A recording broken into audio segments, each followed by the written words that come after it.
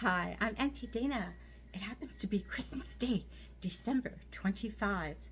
And can you guess what makes the best Christmas ever? Hmm, presents, chocolate, Santa picture. I wonder if they think the same thing, right? It's a scholastic book by Marni McGee and Gavin Scott.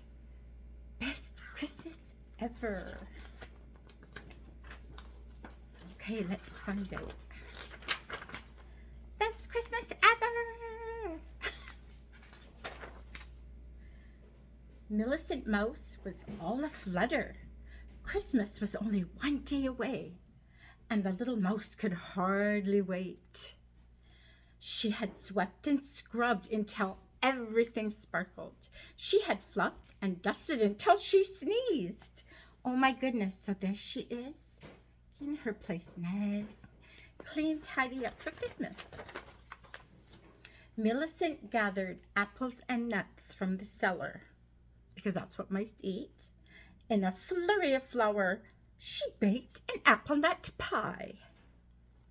She poured honey and spices into a kettle. Standing on tiptoe, she sniffed and smiled. Christmas wouldn't be Christmas, she said, without my hot honey punch and apple nut pie. Oh, wow. She's busy doing traditions, isn't she? Millicent bundled up warm, then scampered out into the snow. Her black boots crunched as she walked to and fro, gathering lots and lots of ivy. There's the ivy. What's she gonna do?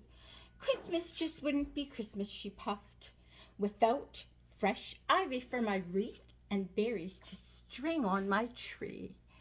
That's what she's up to. Okay. By the time Millicent had finished, the sky was growing dark. Fiddle, she fussed. Too late to search for berries now. Millicent scurried home. There she found Felicity Finch and her chicks searching for food. What shall we do? The mother bird cried. The snow has covered our seeds. Come in where it's warm, said Millicent. I've just made an apple nut pie. There she's meeting them.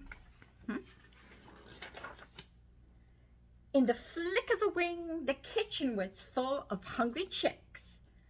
Their feathers fluttered and flapped as they flopped around Millicent's pie. There they are up at the table. Tasty, tasty, kind, how kind, they chirped. And then they were gone, in a whoosh of feathers and dust. Millicent sneezed. Stitchoo, stitchoo. Nothing was left but scattered crumbs. Oh. Millicent heard a knock at the door. Fiddle, she muttered. Whatever now? Merry Christmas, Millicent, called Gabrielle Skunk. I brought you a present. Perfume. Perfume, said Millicent, hiding a smile. Why, thank you. Gabrielle dabbed at his nose. I have a terrible cold. Try my hot honey punch, she said. It's very good for a terrible cold. Gabrielle lifted the kettle and drank every drop. Thanks, he said, and ambled off home. Oh. Millicent looked all around. It looks as if a storm has hit. Every dish is dirty. My pie and my punch are gobbled and gone. I have no ivy for my wreath, no berries for my tree. Witchetty whiskers! That's what she says. How can Christmas be Christmas now? Dishes and stuff there. Then Millicent smiled. At least I have my perfume.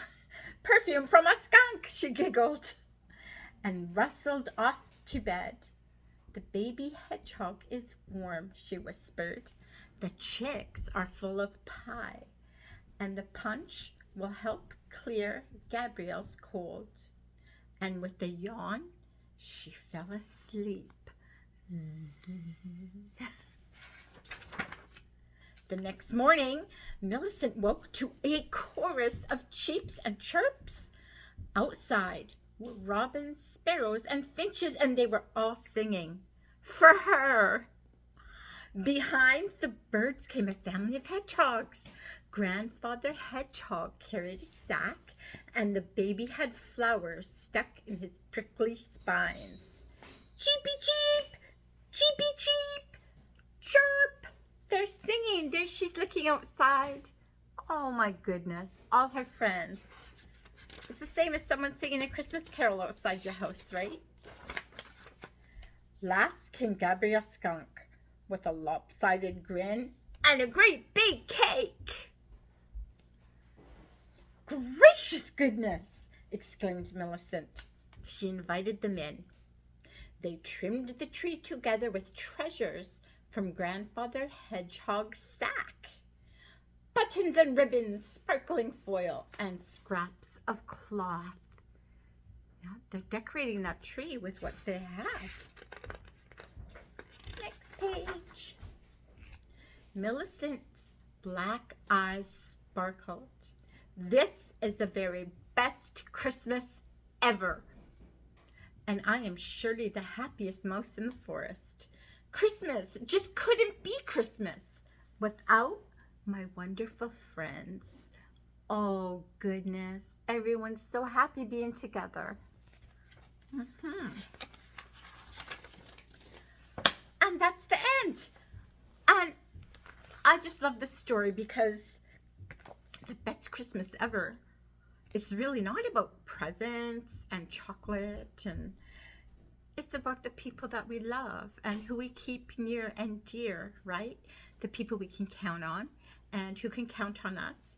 Just like Millicent was a little worried about, she was helping everybody along, but then they ate the pie and drank her punch, but she was helping them.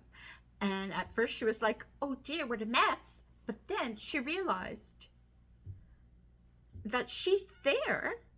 She made those things for a reason, so that, yeah, people all looking out for each other.